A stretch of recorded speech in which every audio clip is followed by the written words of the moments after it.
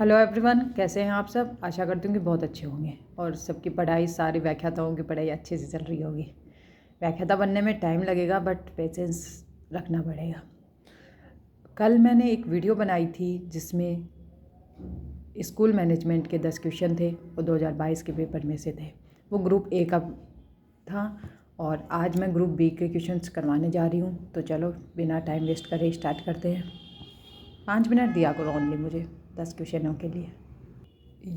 ये जो वीडियो बनाने का मोटिव है ना, इसके साथ ये मैं चाहती हूँ कि मेरे साथ साथ आपकी तैयारी हो जाए, आपके साथ साथ मेरी तैयारी हो जाए बस। क्योंकि वैसे तो पढ़ा नहीं जाता, तो 10-15 क्वेश्चन वैसे भी पढ़ लिया जाए और अदर सब्जेक्ट के भी मैं स्टार्ट करूँगी। चलो स्टार्ट करते हैं।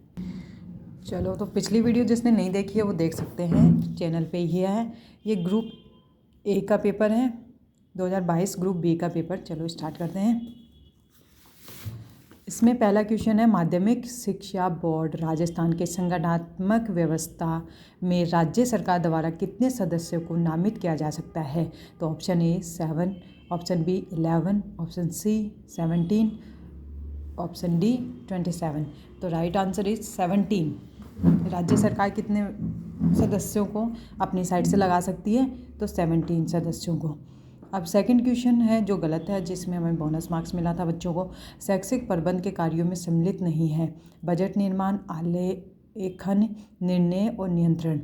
बजट निर्माण इसमें यहाँ पे होना चाहिए था, सम्मिलित नहीं है, बट इन्होंने लिख दिया कि है। तो ये तो इसमें बजट निर्माण किसी ऑप्शन में आना ही नहीं चाहिए। इसके ऑप्शन है ए और बी, तो सब में ए दिखाई दे रहा है और फोर्थ में डी दिखाई दे रहा है। तो डी नहीं दी माना जाएगा अकेला, क्योंकि निर्णय और नियंत्रण भी कार्य होते हैं उसके। तो ये क्वेश्चन गलत माना गया है और ये कार्य आपको स्कूल मैनेजमेंट के जो कार्य हैं वो आपको याद करने ही पड़ेंगे। क्वेश्चन नंबर 3 है।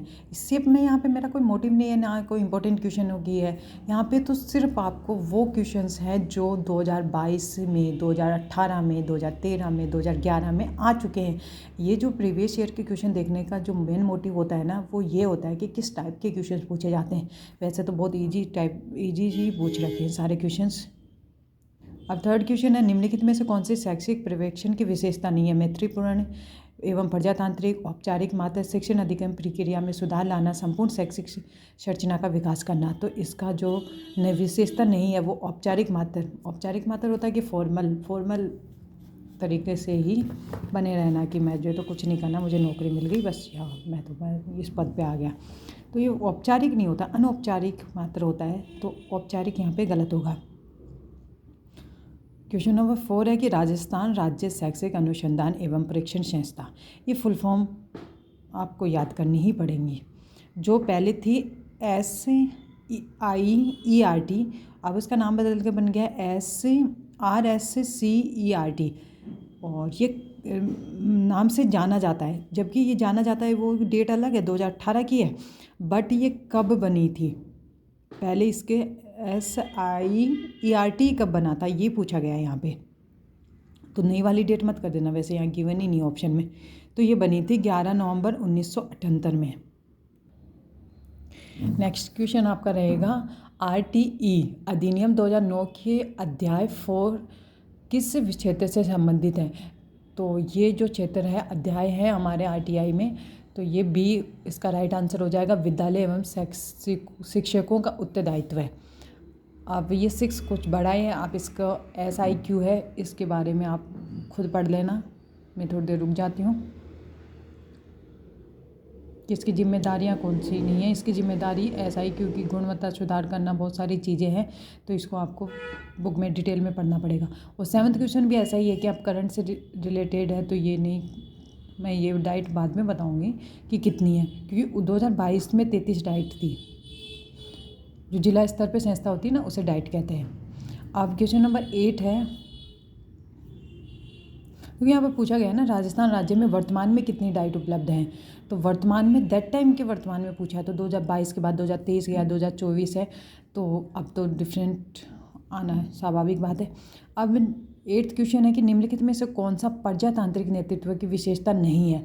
प्रजातांत्रिक होता है लोकतांत्रिक, लोकतांत्रिक होता है स्वतंत्र विचार के, जो खुद को मतलब अपने प्रजा के अपने बच्चों का ज़्यादा ध्यान दे। ऐसा नहीं कि खुद को ही मॉडल बना ले और खुद के ऊपर ही ध्यान दे और खुद की ही बातें चलाएं। तानाशाही होता है ना, खुद की बातें चलाना। तो इसका जो विशेषता नहीं है पूछा है, तो ये इसका विशेषता नहीं होगी, वो है प्रजातांत्रिक नेता समूह में उस्ताद के रूप में सेवा देते हैं, ना कि कर्ता के रूप में। जबकि कर्ता के रूप में सेवा देते हैं, ना कि उस्ताद मालिक नहीं बनकर रहते। और नेक्स्ट क्वेश्चन है 9th, निःशुल्क एवं अनिवार्य बाल शिक्षा का अधिकार अधिनियम 2009 के धारा 29 में उपधारा ए द्वारा प्रदत्त शक्तियों का प्रयोग करते हुए केंद्र सरकार द्वारा किस संस्था को प्रारंभिक शिक्षा के लिए पाठ्यचर्या एवं मूल्यांकन प्रविधि निर्धारित करने हेतु अधिकृत किया है।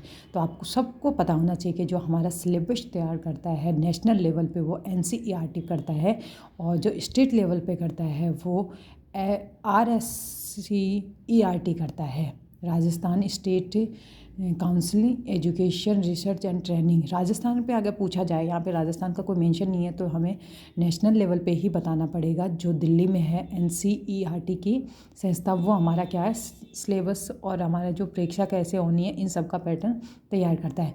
ये हमारे क्वेश्चंस हो गए 9। अब इसमें 9 ही आए थे ग्रुप बी में, एजुकेशन घटाए जा रहे हैं। उसके बाद मैं कल करवाऊँगी ये 2022 का ग्रुप सी, इसमें काफ़ी क्वेश्चंस हैं, ये कल करवाऊँगी। लेकिन उससे पहले मैं थोड़ा सा आपको एक और नई चीज़ करवाना चाहती हूँ। छोटी छोटी बातों से हम बहुत कुछ सीख सकते हैं, छोटी छोटी चीज़ों से। तो जो ये है 3 फुल फॉर्म मैंने आज लिखी हैं और मैंने भी याद कर ली है, और मैं आशा करती हूँ कि आप सब भी याद कर लोगे। यह NCERT की फुल फॉर्म है national council of educational research and training. अब देखो काउंसलिंग नहीं है, यहाँ पे काउंसिल है, तो इस चीज़ का ध्यान रखना अपना। एजुकेशन नहीं है, एजुकेशनल है। तो इसकी स्थापना नई दिल्ली में हुई थी, और ये कब हुई थी 1961 में। अब दूसरी फुल फॉर्म है SIERT state institute of educational research and training. इसकी स्थापना 11 नवंबर 1978 उदयपुर में राजस्थान में हुई थी। अब देखो इसी का नाम बदल कर क्या बन गया अब RSCERT, और Rajasthan state council of education research and training. नाम कब बदला गया? 14 अगस्त 2018 को। तो कब बदला गया ये डेट नहीं पूछी जाती। इसकी स्थापना कब हुई, तो आप ये नई वाली डेट मत लिख देना, इसको सिर्फ इसकी स्थापना भी अभी हुई थी और उसकी भी स्थापना अभी हुई थी, उस टाइम ही हुई थी। बट है ना क्या हुआ कि नाम बदला है, तो नाम बदलने की डेट मेंशन है। अब ये एक इम्पोर्टेंट क्वेश्चन है, इसी के अंदर एक इम्पोर्टेंट फैक्टर है कि ये समिति अगर पूछ लिया जाए तो मेहरोत्रा समिति की सिफारिश पे किसका गठन हुआ था? State institute of educational research and training. और कब हुआ था? 11 नवंबर 1978 को। तो SIERT तो ये समिति है। अभी कैबिनेट इसके अलग है हिस्ट्री, और इसका नाम बदल कर अब ये बनी गया है RSCERT।